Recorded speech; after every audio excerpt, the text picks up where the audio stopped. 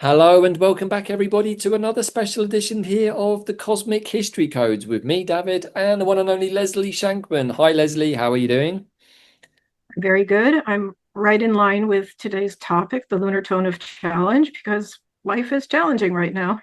Right, exactly. So that is really what this is all about. Today we will be looking, as we did last month, into the correlation between the 13 different stellar nations, our cosmic ancestors or our cosmic DNA, depending on how you look at it, with the correlations to the 13 moons that we're currently exploring as part of the 13 moon almanac journey, but also to see how the stellar nations correlate with the different tones that fit into the 1320 calendar or the QPW navigation guide to quantum consciousness, because it's essentially just different aspects of the same energetic frequencies. So we have correlated this second lunar tone of challenge, which is the moon that we're currently in, the lunar moon or the Scorpion lunar moon of challenge, with the nation of the winged lions, who, by common consensus, and certainly me and Leslie's interpretation, set themselves a big challenge. Now, when we talk about challenge as part of the 13-step sequence, what we're really doing is calling in a catalyzing energy of challenge so that we can give our visions, our intentions, fuel to activate them on their journey, which is really what the 13-day journey is about. So even though the challenge tone can be tricky and can bring stuff up, what it's really doing is bringing up any issues that you might face in the journey to reach your intentional setting. So I think in that regard, Leslie, the wing lines fits pretty well. But how would you like to preface this before we get into the presentation? I think we really would just go through the presentation. I think Okay. we, yeah, well, let's just get to it because it's basically what you said, but let's take it into let's supporting it. Um, Right. Honestly, we're looking at the 13 tones, and each stellar nation is like a light seal. It's an energy pattern, and you could probably argue for certain stellar nations at certain tones. You could pick two or three maybe for one tone. But we took the wing line very specifically here. So let's just get into it and look at why. Right. So interestingly, right, as a little bit of preamble, while we're pulling up the chart, is we've just had some pretty big leonine energy being activated, right, Leslie, with Regulus in the mix, and I think in this in the true sign 13 sign or astrology that this full moon eclipse, the sun is actually in Leo. Is that right? I think so. I'm not sure about that. Yeah, I think so. I think you're right. I've heard that. Yeah. So all of this energy is very leonine and also fits very well with how we're investigating the correlations of all of these different systems that use 13, the magical 13. No longer is 12 the baseline, 13 is where we're working from. And perhaps in doing so, we are reconstructing the nature of our reality from a 12 numbered reality to a 13. So we'll see. We In the want to flip meantime, up on that octave. yeah, exactly. And of course, 13 times by 2 is 26. And of course, our dear friend, the Ascended Master, Zach, that Janet channels, is a 26th dimensional being. So, really, what that suggests to me is he's already gone to that place of the integration of the 13, the hollow mind perceiver, and gone the next octave up from that, even. So, there's still plenty of work for those of us down here in our 3D bodies to look forward to. But at least we can take some satisfaction in knowing that some part of our consciousness is managing that operation from those places. And perhaps today's presentation is going to give us a little bit of a clue as to where maybe we still need to investigate into ourselves. Yes. Okay. So just starting really basically, we are in the lunar moon of challenge, and this is what we're following, the 13 moons of this. And the lunar moon means that we're talking about a tone of polarity, challenge, duality. But as you just said, this comes after we've magnetized something. And we talked about the unicorns as being the creators, the dreamers that put an intent or a dream in place. Now, the reason I picked the winged lions here really is once you have a dream in place, there's going to be challenges to it so you can manifest it. So you've talked about it in other shows, and I think it's going to be an underlying whatever premise here that our challenges are initiations into strength. They empower us. And that's what we want to use during this particular moon. That's what we want to use in our lives. But let's see what it means to have the winged lion aspect of ourselves correlated here. What's the winged lion all about? Right. Okay, as you've said before, and we've talked about, it's a Scorpio is the totem of this lunar moon. Now, if we look at the stellar nations, and they have a way of characterizing each astrological age. Of course, it fits with what we know, but their wording is good. Trial of losing balance. It's really a very big pilgrimage inside the labyrinth of our soul to find a higher and steadier and more real experience of the center within our psyche. And so that's the ultimate, I think, fruit of the lunar tone of challenge. Yes. Because now we have a challenge, and we've got to strengthen ourselves to go through the other tones and manifest what we want to over this 13 tone cycle, whatever the cycle is going to be, 13 days or 13 moons. That's a pretty fierce looking scorpion you managed to dig up there for the visual, Right. Leslie. I mean, wow, taking it to the next level. Right. Well, it can be pretty fierce with the challenges. So pick the stellar nation of the winged lions. What is this about? In stellar language, Liam 5 it's the heart of power. Now, power means not a power over, but it's the ability to allow the divine essence or the divine vibration or the divine mind to come through one, because the divine will actually uses the winged lion nation. And this is all just parts of ourselves to connect to beings who fall into lower levels of consciousness with this higher spiritual presence. So what we're saying is, if we want to mature our winged lion aspect, that we're asking to refine ourselves to be able to allow the divine presence to come through us. That gives us a higher frequency, and then we can be relied on to guide those in a lower level of consciousness up, just by entrainment, really, just by having the higher frequency around them.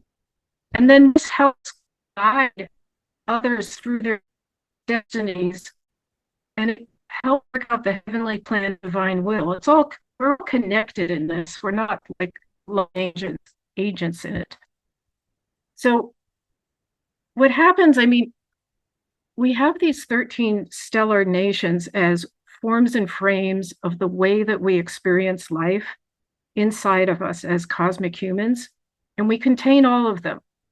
But over the life of our soul, we've developed some more than others. We may finish certain pathways, and then our soul wants to develop along another pathway, and it has a resonance with, suddenly, I've learned enough.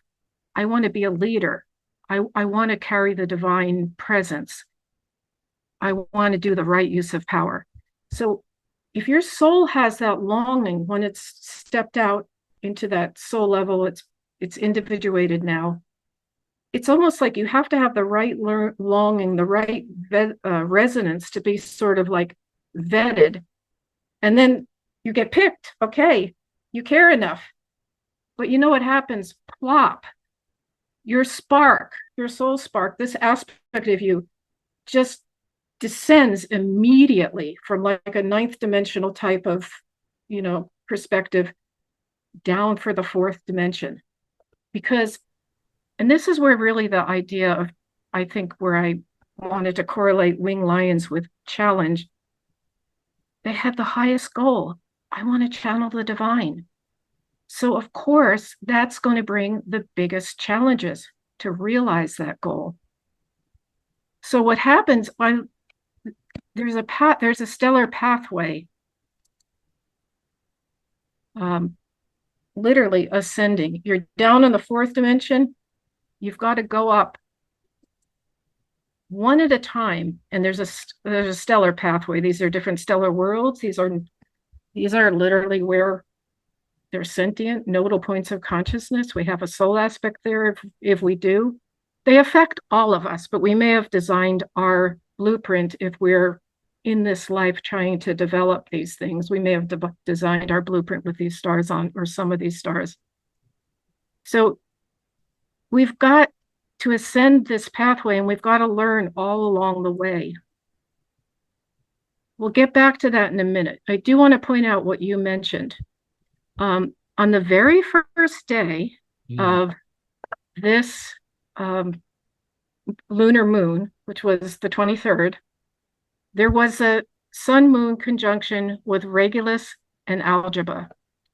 Regulus is the heart of the lion, and Algebra is at the lion's neck. This is really significant. I mean, we didn't plan this, right? It's one of those things.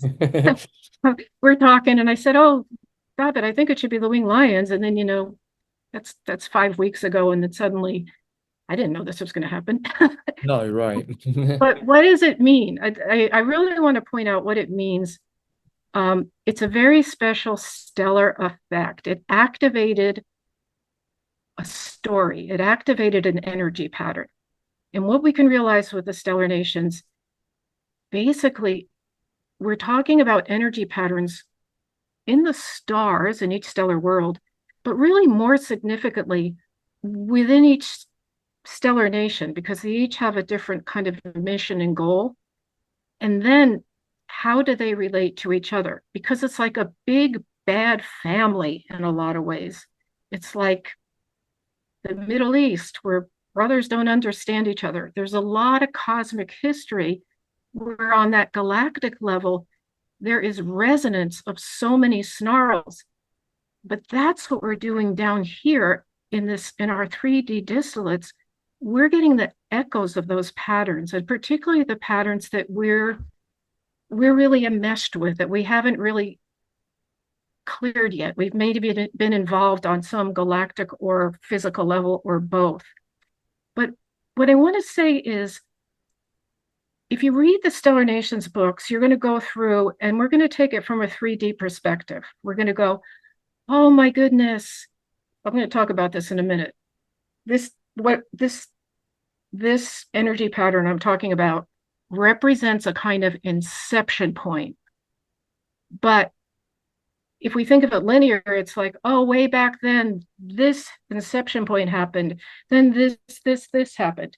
Well, sure, that's true if we think of it linear, but we really can't think like this in general. And with the stellar nations, it's a good way to learn how to think in everything being present at once and our multidimensionality and our, the whole idea that time in a way doesn't exist in the sense that we know it. Because what I'm trying to say is, and I think it will be helpful if we keep this perspective as we go through this, everything is an energy pattern inside of us. And when we're ready to have it provoked, or we have it provoked in the initiations of life, these are our challenges. But when we see it enough, hopefully we can clear it. So there's a major energy pattern that happened on the day that the lunar challenge moon happened. I also think, Leslie, that particular alignment on that day is probably setting up all of the incoming energies for the next couple of weeks. Yeah, okay. Yeah, it's a very difficult point in galactic history. It's a very important moment in what we would call the First Galactic War, which affected the entire balance of the Milky Way galaxy. That's the energy pattern we're living in. So let's just go on to see what that is, and then we'll go through the lion stars. But all this while, we're looking at, well, how do we handle challenges? What's the purpose of them? Why do they catalyze us? How can we be in the right mindset to see them as initiations and challenges, initiations and catalysts? And I think if we keep going back to our understanding of what we wanted to magnetize, our challenge, becomes a natural fruit of it. And then we get ready to move on to the next moon and the next.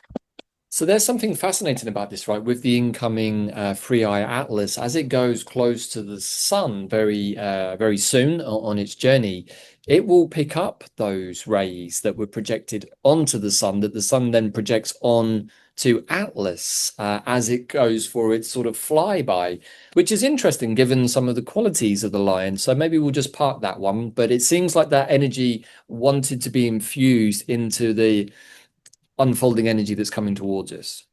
Yeah, okay, well then let's think of that in terms of this whole story. Let me just Yeah. illustrate the story, I but and love this remember, image. The tiger and the dragon, it's perfect. It's the yeah. Chinese yin and yang symbols, right? Well, it's okay. The story is back, there was a point at which the great feline, which is the yin warrior for the goddess, upholding sovereignty, free will, and the dragon, which is the yang warrior, upholding divine law and order and divine will. Um, they were not mature yet. Okay, these impulses were not mature in us. Now, that can be true way back at the inception point, but surely it's often true in us right now, right? That's what I mean. These are active energy patterns. We don't have to think of them in the past. We can decide where we are with it. We can Yeah. look around the world and see where others are with it. But we had the great feline, and it was probably at the beginning of another Aquarian age, that kind of energy that says, um, hey, we need to be creative. We need to take charge here. So the great feline, not knowing how to be a cohesive army, because that's just not a feline's nature. It certainly wasn't in that cycle of development. Mm. Um, got the idea that, hey, why should we guard the winged lions or any ruler? Because everybody should have their right to freedom and sovereignty. There should be no rulers.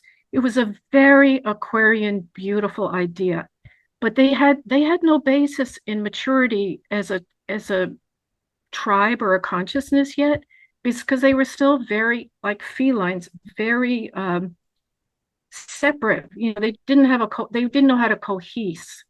Independence was a big value, but they started getting pretty superior and uppity, and actually went to a star as the righteous rebels because they had this great idea. Now, at the same time, the dragons, who at that point were the part of us that was absolutely immature, going for power over, had a great deal of power, but wasn't aligning it with divine will, saw this and said, "Hey, wow, let's go to the winged lion. I mean, sorry, the cat." They basically started love affairs. I mean, the cats were naive. This part of us was naive. Um, oh wow, yes, this will improve our cause. We'll unite with other warriors, and we'll all just be kumbaya. So they they literally, but by and large, the dragons weren't coming from love, whereas the great felines were. By and large, the dragons, who exist in a very hierarchical kind of development cycle, were listening to their leader, Khan, who said, "Hey, go have that affair. Go get the secrets of where the winged lion is being guarded by the felines.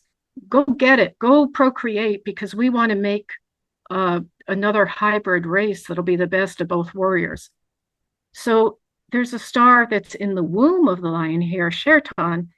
This is where the dragons and the great felines got together, and that's where the pillow talk happened. Now I'm just extrapolate this. This is a story, but think about it. Think about the times you or we or someone may have been beguiled because, they had an idea. Someone, flattered them. They got together in a love relationship or another way. Let me tell you all about this. I'd love to tell you this, but it wasn't the right use of information. It's just, the whole thing was off.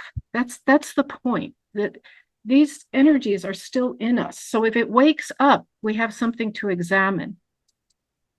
So what happened is, Algeba, the neck of the lion, was where a large group of great felines was guarding the winged lion ruler. And so many secrets were gotten in the pillow talks that the dragons were able to get together with the fallen angels, fallen dragons. Dragons have this great force. Angels could put an invisibility shield around this pack that wanted to go attack the dragons. Now, it was a brutal attack. Most of the great felines were pushed out of the galaxy or killed. Exit routes were closed off. The only place that some of those great felines could get to is the Andromeda Galaxy. So this is a huge betrayal and slaughter of great felines of that nation. So that means in our energetic imprint in the Milky Way galaxy, suddenly the idea of free will and sovereignty was quite weakened because most of the energetic force and the stellar worlds that were inhabited by the great felines were vacated. They were either slaughtered or they were pushed out. Very few were left. And there was a betrayal really by your own feline sisters, the ones that did the pillow talk. Leslie, So do you think there's some correlation here? Because, we always say that the stellar nations is both past, present, and future all happening at once. And so we can also try to read the current situation or even past situations from our more recent history. And if I think about all of the stellar nations, the cats are the ones that seemingly from the story have suffered the greatest massacres, obliteration, devastation. And to me, that seems a little akin to some of what the First Nations people have experienced, particularly here in North America, but also in South America or just the indigenous peoples in general. And I've often wondered how much of the cat energy is imbued into the indigenous peoples that basically have been obliterated by a fairly similar process of extermination over the last 400 years. So I don't know, it's just a sideways thought, but it's not sideways in the sense that, I don't know if we want to correlate it with the cats, we can, but it's correlated with this energy pattern of this story. Yeah. And that's what these are playing out all the time and all their iteration and all their snarls. So as I said, we had the great felines, the yin warriors who stood for individual sovereignty, free will on behalf of the goddess, escaped largely, if they could escape, to the Andromeda Galaxy. Now we know this is a whole other story. We're not going into today. They were eventually healed on the Andromeda Galaxy, and that all that healed energy that's totally matured now has started coming back into the Milky Way galaxy as of last year. So we're trying to integrate it. But this also kind of represents, this is the first, well, as an energetic, you can look at it as a linear, but this is the real first bam against the feminine, like pushing her out. And in fact, what happened is then the Milky Way galaxy tilted yang, which is what we've been living under. So another thing to just know about this is there were quite a few hybrids born, hybrids of dragons and cats. Now, many of them were basically killed. Khan tried to commandeer them and make them into great soldiers. And a lot of them were too much cat or too much dragon. And anyway, some of them worked out, but many of them kind of escaped, meaning their mothers didn't want them. Their mothers were terrified of them. Their fathers were commandeered by Khan, get your kid over here, or if they didn't want to, what I'm saying is this is another energy pattern. Wow. For those of us, this comes out in many ways, but for those of us who feel like, I don't know who I am, I'm a little of this, I'm a little of this, no one has ever explained myself to me. Who am I? What am I?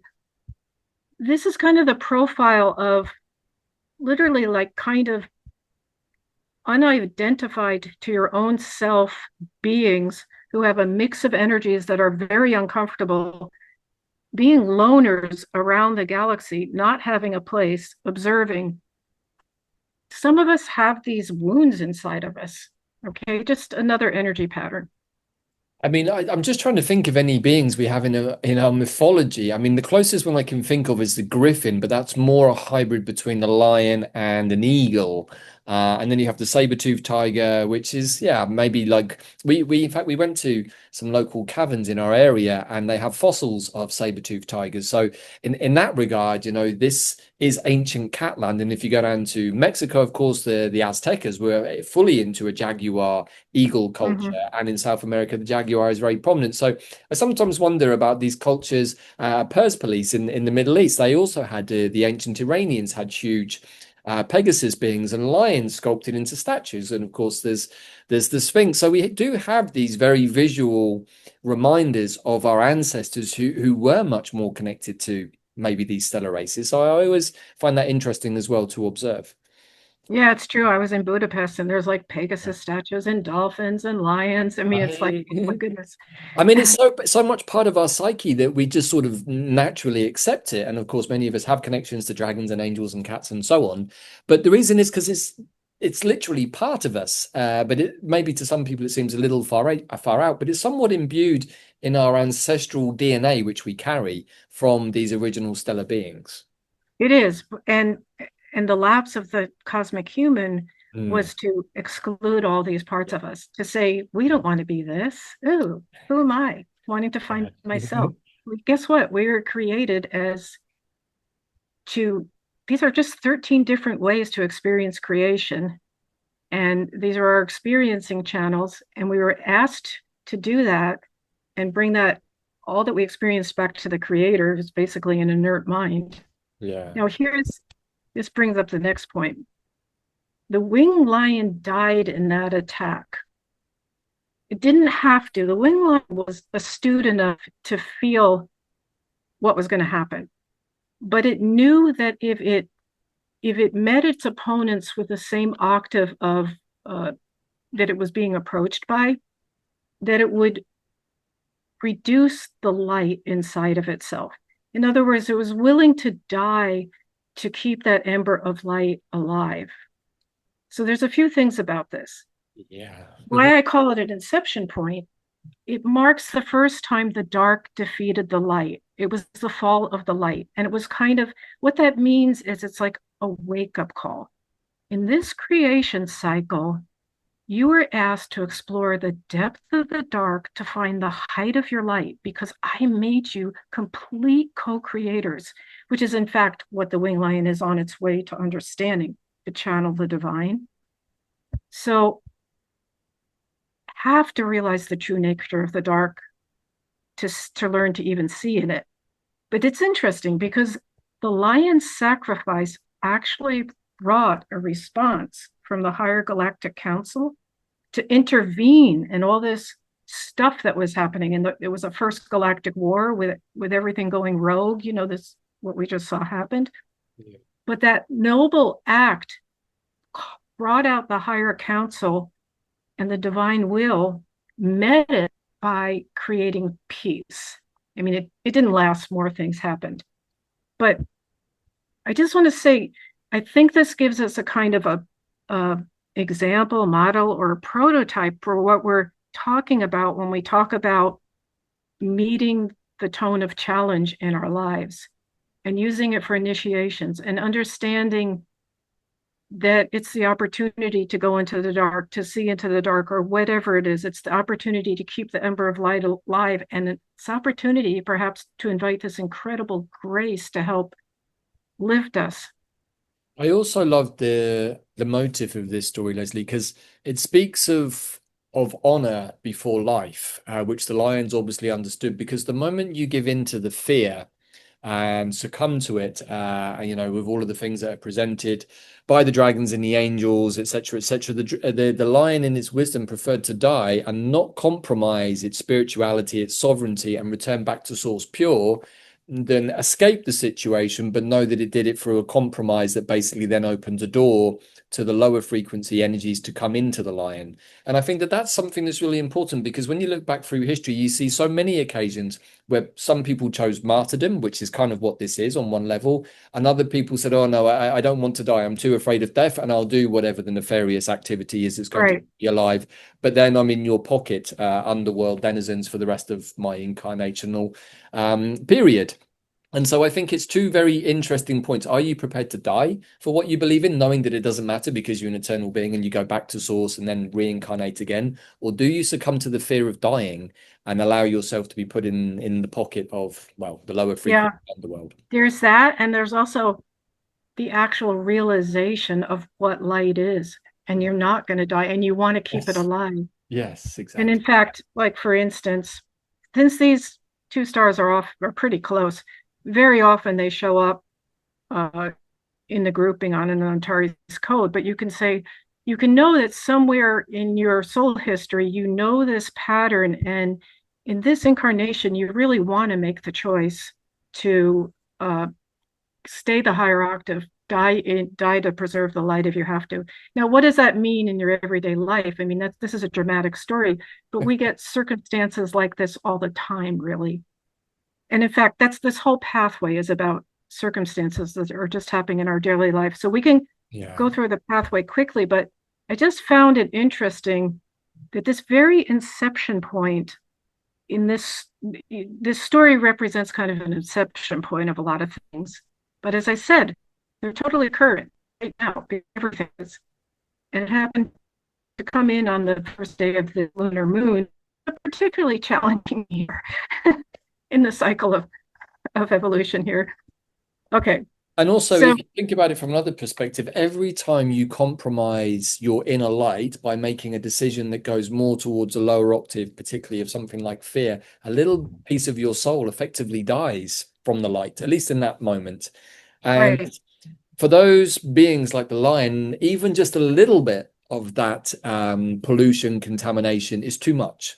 And maybe we're on the return cycle now for those people who are highly empathic and psychic and elevating their levels of consciousness. That even a small infraction, even if it's just something minor that you said, you feel the weight of it so much as a bounce back on you. It's like, oh, I won't say that again, because it's like now I feel terrible. And it may just be some throwaway comment that you made, but that's a more kind of micro version of the dramatic story of the lions. But I see it kind of the same way. nothing is micro, and it is Yeah, actually what would happen as you ascend up and learn. So I just want to talk about this yeah, learning cycle quickly. So because these are just all these little permutations are really in our choices and decision day to day, through our life. Our life is just a series of initiations, really. yeah. So why I same chart, but I circled the fourth dimensional, fifth dimensional stars because it's very much what you just said.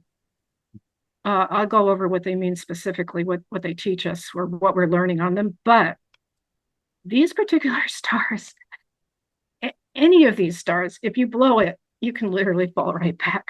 We honestly, we fall off the Nobula and Zosma like so many times, probably over so many lifetimes, if we want to be a wing lion or mature that in us, be a vessel for the divine. Maybe it's getting quicker now. Maybe we have a lot of history. But let's look at these. These are very trippy stars because while we're having things happening on Earth, we run into John, we set a business deal. Oh, it's going to be great. Oh, it blows up because we don't do something right. We're too arrogant. There's a corresponding um, level where these two stars, where our soul is like actively at work, setting up energetic matrices to bring us trials. Okay, I don't know if that makes sense. Thanks. It's kind of trippy. Okay. You do it to yourself, and that's what really hurts. Yeah. Well, I mean, like your higher self is quite involved in this. So, like, you wanted to do this. Yeah, I know. You do wonder sometimes at the decisions that your higher self makes on your behalf, and it's like, oh, Yeah, no, no, no, you made it. Now, yeah, oh, I know. you're down there. I think you need a little help. We're going to mess it up here, and we're going to make sure that it gets, that pattern gets down there so you can But it's for your own good, so you'll thank us later. yeah. Okay, so now Denobula, when we saw that Leo before, it's on the tail of the Leo constellation. Yeah. And this is just like literally, you've you've had that resonance. Oh, I want to learn the wing lion pathway. You've fallen to Denobula. You're at the fourth dimension. You just have like an ambition to reign or to be this that's instinctive. It's just based on inner will and kind of a force. There's no skilled knowledge. There's no consciously applied mature principles yet. If you have good instincts, you can make a lot of mistakes and failures even with good instincts. There's always little loops along here. Make a lot of mistakes and failures, you can get guilt and shame patterns come in. Then you add a whole different layer that has to be overcome. You can have where I feel like a leader, but the environment doesn't recognize you as one. Oh, then you're all frustrated. You have to overcome that. Um, you really don't have a very strong link to the divine mind here. So you're really just building on your own thought patterns and intuitions here. So what your whole being wants to learn on Denobula, that power is not self-purposed. And the soul has to realize, your being has to realize, can I admit mistakes? Can I accept constructive criticism? Can I learn humility? These are the beginning steps of yes, they're challenges. Why? Because I magnetized a very big goal. I want to run the divine. Okay. Yeah. Okay. So Zosma is now this is the back of the Leo constellation. If we continue on, it literally means where the lion's back is broken. And this is the kind of thing, well, you're going to be like feeling pretty good. You've mastered some of the Nobula, you got a little bit more connection. You have some situation where there's a miraculous ascent, and then you get knocked Yeah. sideways, okay, by some kind of power conflict, but you lose everything. There's big trial of humility. So why? What are you learning? Compassion, not to feel above others, not to feel superior, chosen. Why? If you don't learn this now and you get into the high levels of running the divine and really having leadership over those who you're responsible for and who are symbiotically feeling you and you're guiding, if you're weak on patience or compassion, you're going to falter. You've got to learn it in like your bones here. You've got to be able not to project blame. You've got to see trials as gifts. That's why I'm thinking, the catalyzation we're looking for here in this moon. And it leads to necessary growth and maturity towards your ultimate goal. Got to learn to renounce glory and achievement, something deeper. You have to let go of winning. Winning isn't the objective. So we're maturing here. So what happens then once that maturation has happened and your soul has truly done that, you've got the three belt stars, Orion's belt. These are literally stellar schools. Once your instinctive power ambitions, work to create a big kingdom, they've done everything. You've lost, you've been tested, you're finally ready, in a sense, to go to school again. There's three different stars. But this is where you're learning the ruler's real wisdom and preparedness. You're learning a very grounded way how to react properly in crisis management. How do you develop from the learning process? So you're beyond instinctive qualities. You've got some consciously evolved properties inside now because you've had very serious experiences and losses. You have a true knowledge. You really starting to have a familiarity with the divine rules that control the galaxy. So You know these what's three, interesting, Leslie, in relation to the Orion's belt, we just came to find out just the other day from a planetarium presentation that we went to watch on the Mayan view of the cosmology, and Orion was flagged up. And of course, the Mayans didn't call it Orion, they named it after the turtle. They said it was the turtle constellation. So isn't that interesting that originally for these people, when they looked at the stars, they saw the wisdom of the unified turtle with all of its conjoined energies, really representing those three teacher stars that are Orion's belt. So, yeah, and it's much bigger than that. All the yeah. stars on Orion. Orion is actually like it's almost like a radiating control center of the divine mind. Oh, Betelgeuse, I mean, it's literally every star has a place in it. And yes, you could easily call it the turtle. It's the same idea. It's the basis of like the divine mind comes through and almost it's like an engine that radiates out through the each star has a different purpose, but that's the total match. So these are six-dimensional stars, which is an interesting. The sixth dimension is where the energetic morphogenetic form of something coalesces, and that's always necessary to have an energetic morphogenetic form to get anything to come into manifestation. yeah. So what you've got in Montaka, you're initiated here into the role of the prophetic or spiritual teacher or leader. So it's almost like a, well, spiritual teacher, some kind of prophet type person or religious leader. I mean, hate to say religious because our institutions, I don't mean it in the institutional sense, um, but you really learn to know the divine will so that you can guide the community you're entrusted with spiritual principles.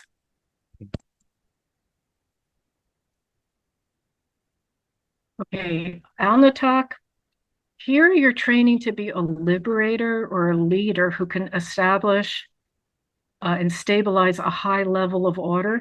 So this is like someone who could come in with a kind of energy where they're coming at the decline of a very chaotic historical age. There's been uh, famine, poverty, warfare, and something about the way they can carry the divine can help galvanize and coalesce and stabilize order and move that group of people up. So we need a few of those right now. Right. Okay, Al Nalam is this is kind of a combination of the two. It unites the qualities of being the spiritual teacher and also the spiritual model of a leader. And so this is where the ruler's presence is just such a fine moral example that imparts a kind of an order and a flourishing.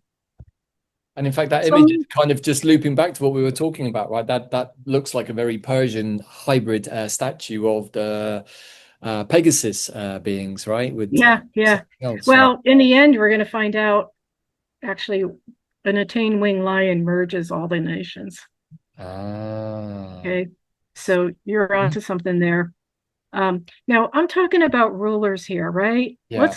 But take this down. You're in your personal environment, in your household, in your work, wherever you are. What is your energy? What do you impart to those around you?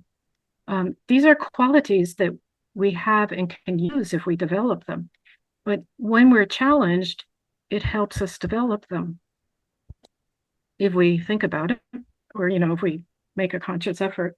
So Yeah. then we come to Regulus, and this is at the heart of the Leo constellation, and it's also literally like the heart of the winged lion nation in the sense that it's the cradle of the winged lion nation. It's everything that the winged lion stands for. It's a seventh dimensional star, and just to remind you, here it is again.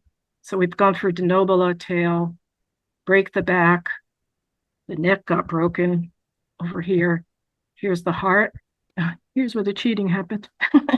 Wow, it's a It's a bad busy, scene, huh? This poor lion's had a bit of a rough time of it, it's a man. busy neighborhood. Yeah, he needs to. I think he needs to chill out for a bit. Well, seriously, I think what's funny is when you start like knowing the stellar nations are like, oh my God, it's like going into the city. I don't know if I want to go into that neighborhood right now. Yeah. It's Once like bitten, knowing twice shy, as we say. knowing your backyard and going, oh, a lot happens over there. But you know what? The point is, it's all in us. And Yeah. sometimes this neighborhood is alive in us. And that's, yeah. And Yeah. we're going to get it reflected in our life. Yeah. So this is just a way to see that reflection. All right. So Regulus, all these stars, all these levels have constant initiations, right? You just don't get there and land there because you're always tested. It's like a muscle. You go into the gym. But what happens at Regulus there isn't, finally, if you attain a certain level of growth where you've let enough ego kind of, it's not like you let your ego go. It just becomes the scaffolding. It doesn't need to be a definition of yourself. It becomes the scaffolding of your purpose. My purpose is to be a vessel to run the divine. But literally, you're met with the resonant energy to that is you're called into the rite of sanctification. And that's where the divine will invites you to take a place on the throne, essentially. In other words, saying, wow, you're really worthy. You can wear the crown. And you literally get like a gold, if you had this kind of sight, Bayonanico say you can look down on the aura of someone with this, and it's like they have a golden crown in their aura. It's like a special holographic light seal. And what it means is you've been sanctified by the divine power, and that's awakened and emanating from you as an energy field. And then what happens is people around you are going to instinctively feel like this frequency, this noble wisdom. But at this point, this is when the leader or the ruler who's using this power correctly understands they're not beguiled by any of the sacred tools or props. They understand they're only a leader because there's a group of people who have gravitated to them. It's very symbiotic. I'm not a leader without you. You can't be risen without me, but it becomes egoless. It becomes just a flow. And that's where the rise comes in. And so I'm assuming that in the more degenerate times that we've been living, that this etheric auric crown has been replaced by a much more 3D version that doesn't have so much of the spiritual aspirational qualities attached to it or even levels of attainment, and it's more just about the 3D object on somebody's head denotes Well, whether yeah, they're that's the the joke. monarch. I mean, yeah, Yeah. that's the like total misunderstanding Right. of sanctity. I think of so many things in terms of a line of seduction versus sanctity. You know, we're supposed to get seduced by, we have a resonant memory of the truth of the golden aura. We see a crown. Oh, we're supposed to make believe the king is the king and he's, but they're not in this sense. So this is where we're getting back our sovereignty, and that's the call we're at too. Wait a minute. Wait a minute. Let's really decide based on our connection with the divine, what is divine and how we interact with it. So we get to the eighth dimensional star of Vega, which is the last initiation station in this climbing pattern. And it's in the Lyra constellation. And Vega is like the ultimate initiation when it happens.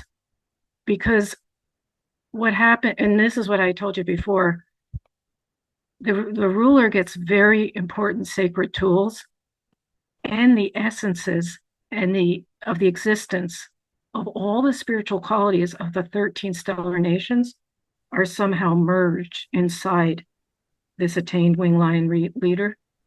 And this is where this aspect of ourselves gets the main keys to power and is trusted to take up any leader position on any point of the universe and galaxy based on whatever the divine asks. And read you something from Stellar Destinies. So this is a mystery school here, and all the masters on Vega are directly connected to a light center of source with a gnosis thread, which enables divine guidance to permeate their consciousness so that divine will can perfectly be revealed through them. It's a golden umbilical cord stepped into their light body at their hearts. And with this, they can always experience the principle that divine hierarchy is guided by the purest light of cosmic love. Cosmic love penetrates everything, and all true kings and queens are to be born from this. So that's the highest we're going for, which is why we meet so many challenges. Now, there's something, though, to know. Vega. Well, Do you think, Leslie, that the Golden Crown, as kind of laid out here with these stars, do you think it's synonymous with the halo of the saints or the hollow mind perceiver that Brother Jose Arguelles talks about through his stories and through the 1320 calendar, which is kind of really the integration of all of the 13 etheric or all of our 13 strands of DNA to create that interconnected wise being who is plugged into the universe. Do you think it's the same thing? yeah, why not Why really? not, Well, right? because it's the same principle, and even to go on, it's the sacred power of the crown. So that's what you're talking about, the Holomine Perceiver, whatever, Right. the halo. It lets the highest order of practicing power run through the heart, the consciousness, and the being. So Uh, what does that mean? The divine voice, is disconnected, can speak through this, through us, whoever attains this. Um, and the links of the chain of the collective fate can be interlaced with divine will. So what that means is we've got this collective fate, we're working on things, there's all these pieces, but we've got these kind of rulers or those who can be the channels for yeah. this divine energy. They're literally interlacing this, fabric of creation with divine will to try to bring it out, to bend towards the arc of evolution that the divine will has, intended. So it's very, this is a very serious mission. This is a very serious ask Yeah. to say, I want to develop my wing lion self, which is, again, I've said it 5 times, but why I think it's such a good Yeah. representation of the lunar tone, because when that kind of ask is going to bring total challenges. But I think we can extrapolate and remember any kind of ask, if our heart is really in it, what we want to magnetize, is going to bring challenges. We even saw that with the unicorn nation. A lot of times our dreams are good, but they're not yet aligned with divine will. And it's those challenges that make us go back and forth until we finally get what we want to magnetize aligned. And so this lunar tone really is perfectly serving the the the first tone, the magnetic tone. Right. And I know you guys know this. This is each tone feeds into another. It's a beautiful development Yeah. cycle. So, but there's a huge initiation. There's always initiations. So on Vega, it's like the question is always pushed. What would you sacrifice for power? What do and it's a trial of instant testing. And honestly, if you don't answer it right, if you can't hold that, like there's some kind of self-desire in there, you will fall right back to the nobula. Okay. Well, isn't this Um, the whole issue of the lions really is the concept of ego and of pride? I mean, we often hear about a lion's pride and all of this, but if you think about it, like if you are still in ego, it's going to be difficult to channel the divine mind because there's going to be a conflict there between the self-aggrandissement and the divine mind principle. So could we say that this is one of the issues that the winged lions face, Leslie, in well, their challenge? and that's what all along the way they are. That's why they have to keep learning, to keep falling back to Zozo. But even at Vega, and this is like one of the biggest energetic patterns in our galaxy that we're still living with. When you get the highest level of ability to rule, and these guys are in complete alignment with the Galactic Council here. This is when the equal and opposite darkest temptation and most fatal dramas of misusing power happened. Okay, because there was a group of, oh wait, I'm not right there yet. There was a group of souls who started feeling like, uh, hey, especially the dragons, we've we've got more resources, we've got more power, we can control the elements, we're taking care of things. Why are we guarding the winged lion? So that was a restive urge. And what happened actually is the higher priest council saw the aura of some of the people, whatever the initiates at this mystery school saw it darkening. So they stopped giving them some of the duties. They got really pissed. Okay. Mhm. So there was a point in time where uh, things lined up in a certain way. There was a 3 day period where the source wasn't quite as uh, feeding in to Vega, with this gnosis thread. Mhm. So these dark ones took advantage of that time, and they had a really pretty terrible ritual where they burned the gnosis threads, and they had to do and they really chanted and inverted with mantras their hatred for the divine, because saying it's a puppet and we don't want to be part of it. They wanted to keep a lot of their power. They didn't want to burn that away, so they had to flip and invert a lot of things. It's well described in Stellar Destinies. But the point is, this is the inception of really dark fallen force from Vega, and who that went on to breach the Orion constellation in a very underhanded way, to blow up Betelgeuse, to cause Betelgeuse, which radiates order to the whole galaxy and beyond. We went through, I don't know how many gazillion thousands of light years or whatever. This is a whole part of our cosmic history, but it's in us right now, right? When you lose divine will and when dark,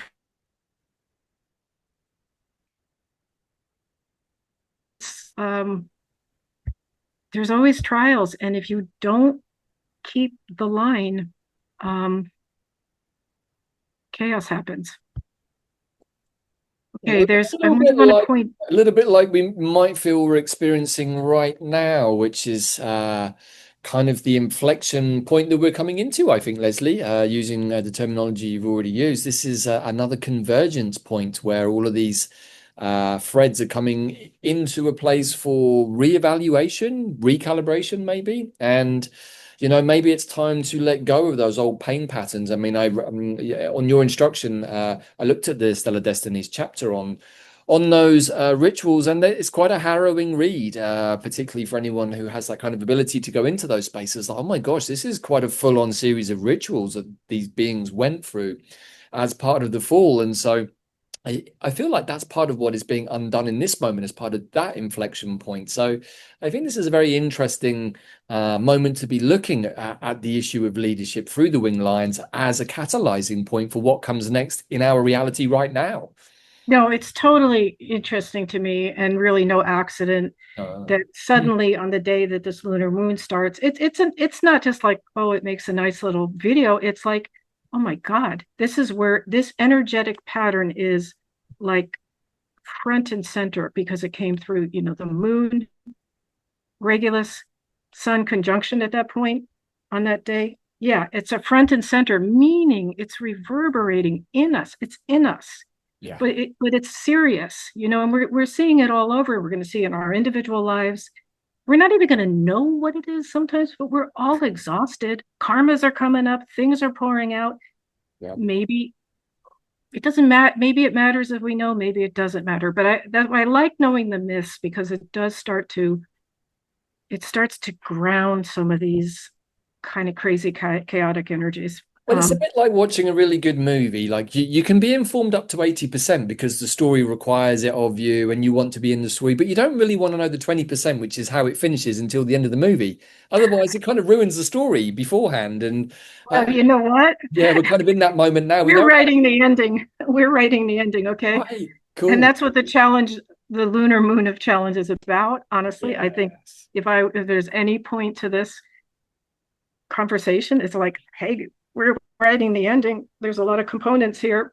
It, you know, Well, we're kind of calling in the energy to assist us in the manifestation of our 13 moon vision in the context of this, but it could be in the context of anything. And I think for most of us following this path at the moment, and probably most people on the planet who have a heart, is that we want to live in a world that is peaceful, has leaders who are just, governments that are just, that treat people equally and fairly. All beings are seen as the same level of equality, at least with the humans and everything else.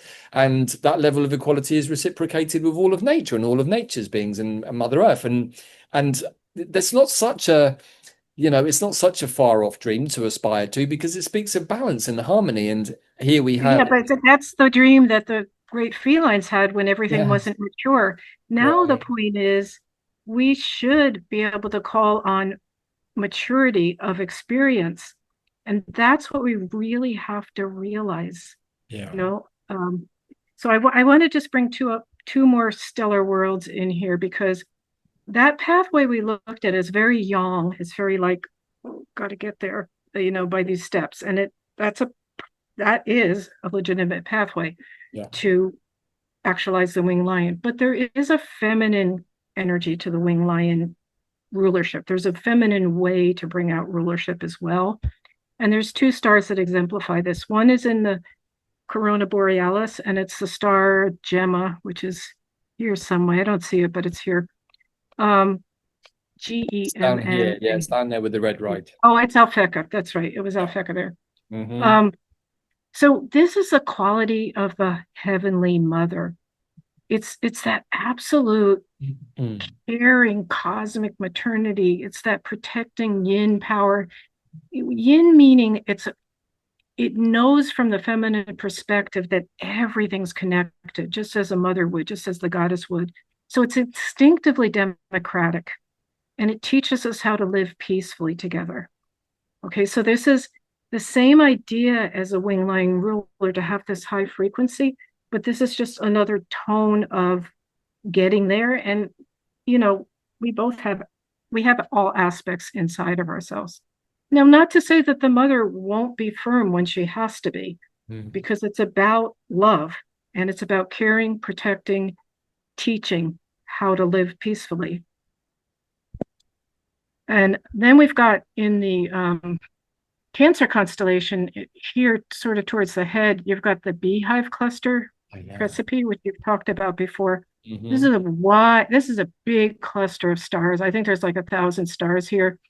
Um, Precipe, the word means manger. Somehow they thought of it when they named Precipe as a manger. It's got some mythology about it. But there's a really wide orb on this star, 5.5. That's a big orb of influence for the stellar nations. A lot of them are 2.5. And a Then you half. get some 4, you get a few 5s. This is 5.5.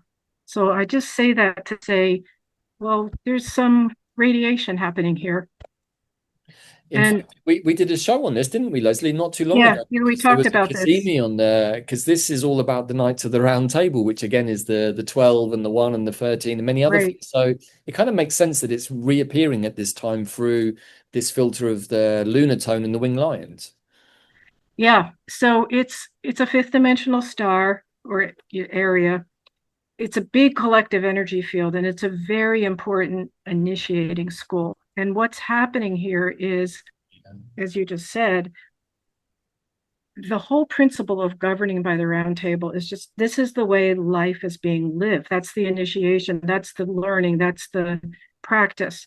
And the motto, if they would have a motto, is together for each other as one.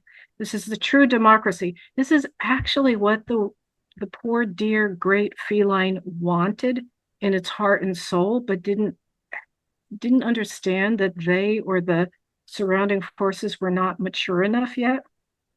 So now we're entering another Aquarian age. This is what we want. We are mature enough to, but we have to take responsibility. We have to, So that's all I would say. To take from this that by example, we want to use our challenges as catalysts for growth and attainment. And the biggest attainment is to be connected with the divine, running with the divine, um, running the divine. So I would leave it at there. I have two other sides. We don't really have to go over this, but a lot of people, when we say that the Winged Lion Nation is all about using power well, the heart of power, um, we get confused in this day and age between power and force. And when power is unlimited, force is divisive and weakness. Power unifies, it attracts, force repels, power serves others, force is self-serving. So we need to have our thoughts aligned with power is the divine. running through us. And uh, last thing, this just could perhaps influence our choices. Mm. Um, Maybe you've, No, I'm glad you included those slides, Leslie, because I mean, we're at a time when these things are all very much in our viewfinder as we go through this ascension process. And hopefully, for those of us with skin in the game, are questioning everything. What's real, what's not, what are the motivations of the supposed leaders that we have? Have they done their wing line initiations, or did they short circuit them, or did they just not do them at all? All of these things are up. yeah, And yeah, and also the whole piece about Presepe really to my mind kind of encapsulates a lot of what we're looking into here, whether it's with the Knights of the Round Table, which I'm going to be doing a live call on the 11th of September, so please watch out for that. But it also relates to the Maca. We're seeing that the Knights of the Round Table are in a different way with the Guardians. This is the star language of Creator, channeled by Standing Elka Lakota Elder. And we can also correlate it to the tone. So it's all coming into a place of synchronization, which really speaks to me of that inner organization that the Persepi star requires you to have all of the elements of all of the parts of yourself perfectly harmonized, to activate that hollow mind perceiver or the golden crown, which then denotes the possibility within the being that they're ready for winged lion status, maybe, or leadership status. So it's all encapsulated in this moon, but also this moment in time that we're in. And right. just followed on from that Kazemion Presepi just a few weeks ago. Yeah, It actually activated that energy and thus the line of inquiry that we're now sharing through YouTube, right. through QPW. So everything is interconnected at this point, as always. Yes. And when we say together as one, I mean, you might think about your fellow people. We're Yeah, talking about all these influences, all right. these aspects of ourselves. We're talking about family reunion where everybody forgives each other, where you know that you're each a piece of it, and it's amazing. And you know what? It's too much information in a way because, like you just said, we're looking at it from the Mayan and from the stellar nations and astrology. That's all good, and we need that because it coordinates. But the bottom line is we've got to feel into it, and that's why it's kind of good to know that there are this is from David Hawkins' book Power versus Force, and he did a lot of tested a lot of levels of consciousness Mhm. using muscle testing or kinesiology.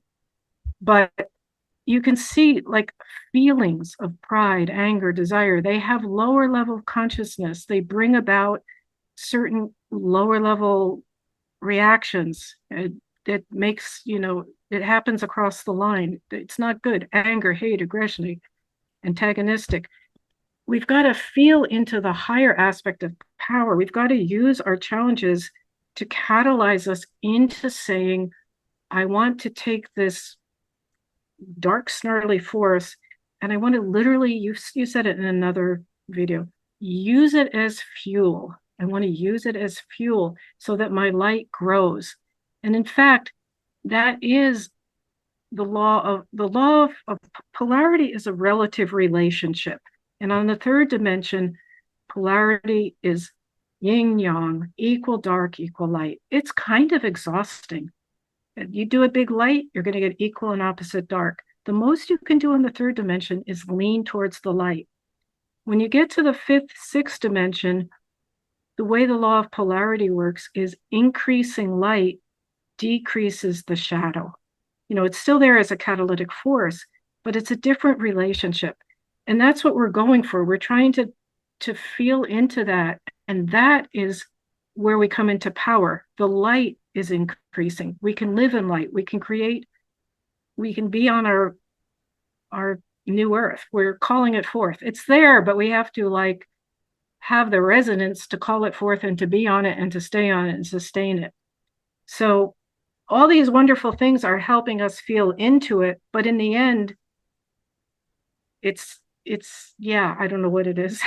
It's just about, Well, maybe as we just come to the end of this, and just for a couple of final comments, like first of all, thank you for posting those couple of slides at the end there, Leslie, because maybe we can use this power as opposed to force to analyze our own polarizations, trigger reactions to things, but also maybe then just sit maybe with the bigger picture in mind and say how many of the world leaders are acting from a place of force and how many are acting them with consolidated power. Maybe we might be able to understand things a little bit more on the collective level in that way. So that's interesting. But also, as you just said, and I totally agree, everything that we've been sharing as part of the journey and that we've done with Cosmic History Codes, and me and Bella do with Quantum Compass, they're meant to be signposts. Just signposts for you to tune into. Say, does it resonate with me? Yes, it does. Bring it into your body. Find out how and why it resonates for you. Or just, no, that doesn't resonate for me, and let it go.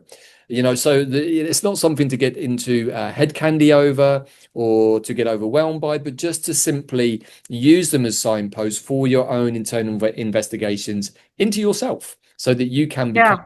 at least a And sovereign leader within your own energy field. right.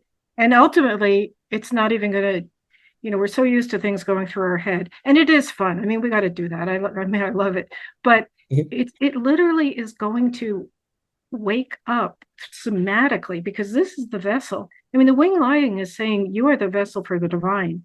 And that's essentially what we want to move into. That's what we will be as co-creators. And that's when, remember a couple slides back, well, wow, if you attain that, all 13 stellar nations, the essences and experiences merge in you. Yeah. So that is moving yourself, evolving into this co-creative, fifth, sixth dimensional, living in the moment, being able to bring everything through, uh, you know, place that we want to go. Oh. That's all I would say. Uh,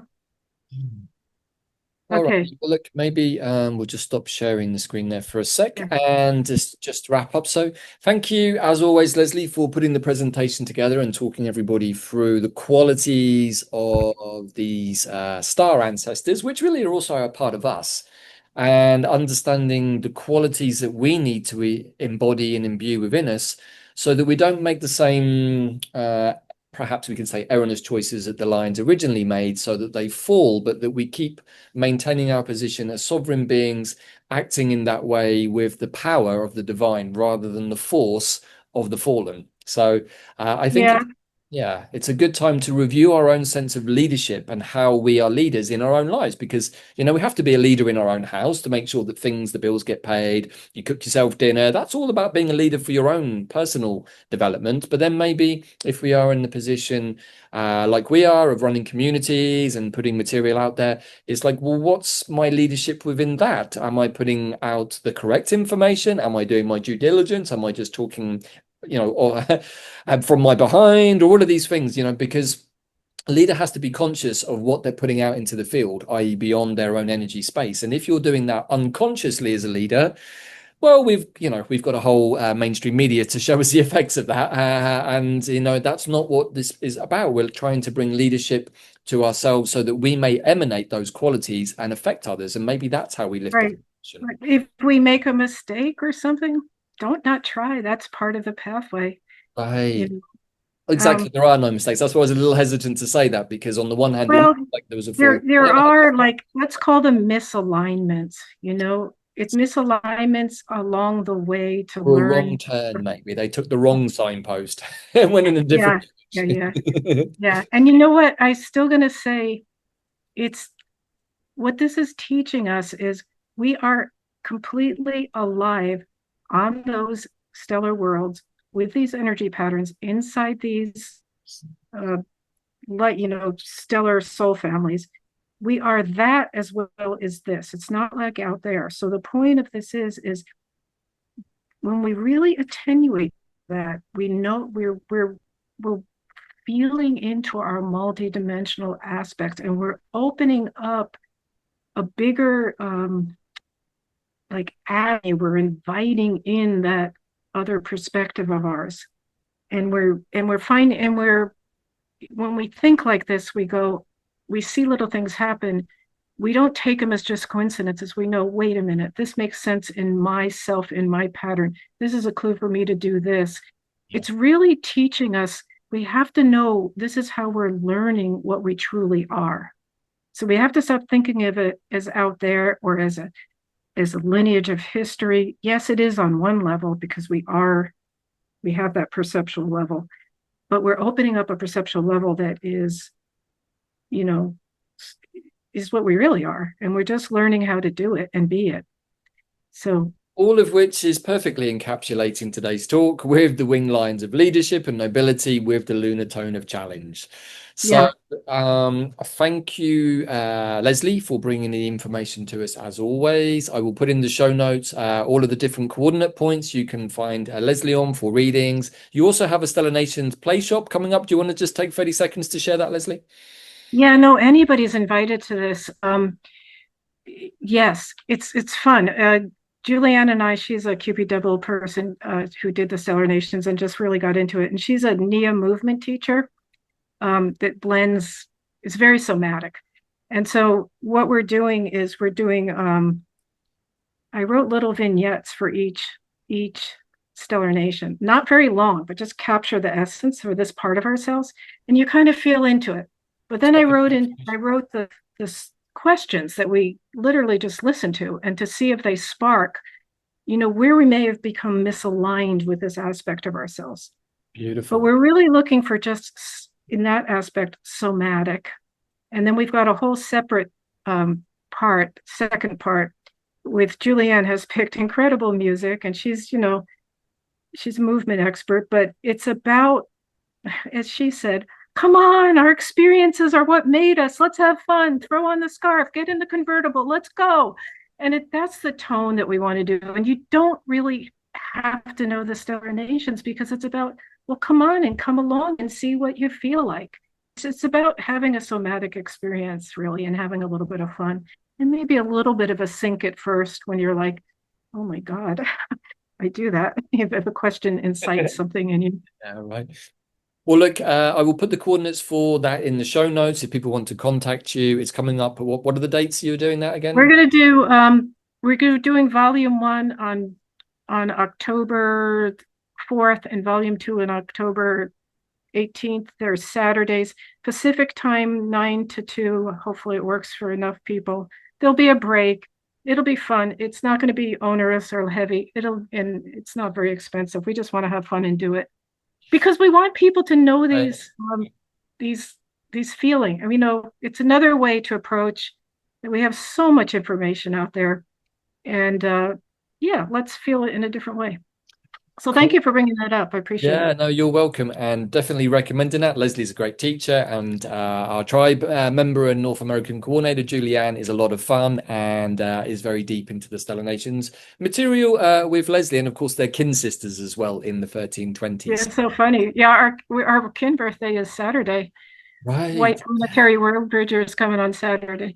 I mean, that's a hell of a glyph to hold, world bridging, but also with a planetary tone, bringing it down to Earth, which is, I guess, one of the reasons why Skywalkers like world bridges, because you help us get grounded.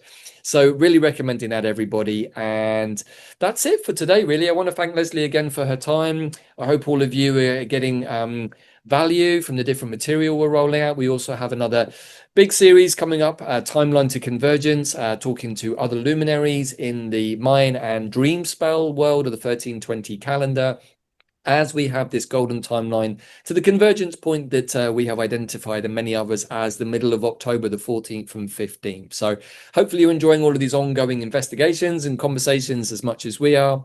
And we'll be back again very soon with more. So stay tuned, everybody. Yeah, no, and thank you so much. I mean, the pot is so rich with so many things. So I didn't mean to say like, oh, we have too much information. I didn't mean it No, like no. that. I meant like we have a lot of information and we need to feel into it too. Yeah, exactly. And as we always say here at QPW, take what resonates. Don't allow yourself to get overwhelmed to the point you can't receive anything. And if you can just receive a little bit, make sure it's a bit that really resonates and work Yeah. with that, because that'll be enough. And just be part of this group that has this kind of common vision. I mean, in that sense, not that we're all wing lioned, but yeah, let's take advantage of the fact that we're running some energy and we can share it, you know. Right, exactly. Alrighty, so thank you, Leslie. Thank you, everybody. We will be back again very soon for another edition of something. Just stay tuned to the YouTube channel, and I'm sure you will get to see whatever it is. So that's it. See you all again very soon in Lakesh. I am another you. Bye for now. Thank you. Bye bye.